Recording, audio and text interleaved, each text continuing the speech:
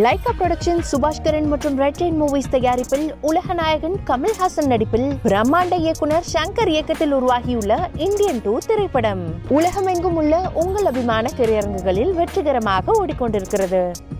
மத்திய பட்ஜெட்டை நிதியமைச்சர் நிர்மலா சீதாராமன் தொடர்ச்சியாக 7வது முறையாக நாளை தாக்கல் செய்ய உள்ளார். இதற்கு முன் பட்ஜெட் தாக்கல் செய்த தமிழர்கள் பற்றி தற்போது பார்க்கலாம். நாட்டின் முதல் பட்ஜெட்டை தாக்கல் செய்தவரே ஒரு தமிழர்தான். 1947 சுதந்திரத்திற்கு பின் நாட்டின் முதல் பட்ஜெட்டை தமிழரான சண்முகம் செட்டியார் சமர்ப்பித்தார். இதன் பின் 1957, 1958, 1964, 1965 ஆகிய ஆண்டுகளில் தமிழரான கிருஷ்ணமாச்சாரி பட்ஜெட் தாக்கல் செய்தார். இவரது முதல் பட்ஜெட்டில்தான் வரி தொடர்பான முக்கிய சீர்திருத்தங்கள் கொண்டுவரப்பட்டன. தமிழகத்தின் பொள்ளாச்சியைச் சேர்ந்த சுப்பிரமணியம் 1975 ஆண்டு இந்திரா காந்தி அமைச்சரவையில் இடம்பெற்று அந்த ஆண்டுக்கான பட்ஜெட்டை தாக்கல் செய்தார். 1980 ஆண்டு பொது தேர்தலில் இந்திரா காந்தி வெற்றி பெற்று பிரதமரான நிலையில் வெங்கட்ராமனை நிதியமைச்சராக நியமித்தார்.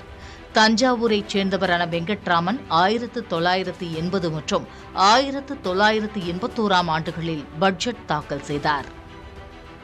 தமிழகத்தின் சிவகங்கையைச் சேர்ந்த சிதம்பரம் 1997 ஆண்டு முதன்முறையாக மத்திய நிதியமைச்சரானார்.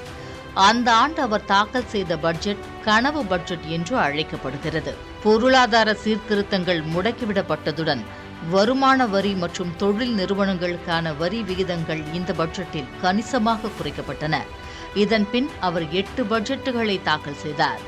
இந்தியாவில் அதிக எண்ணிக்கையில் பட்ஜெட்டுகள் தாக்கல் செய்த நிதியமைச்சர்கள் பட்டியலில் மொரார்ஜி தேசாய்க்கு அடுத்த இடத்தை சிதம்பரம் பெற்றுள்ளார். இவர் 9 பட்ஜெட்டுகளை தாக்கல் செய்துள்ளார்.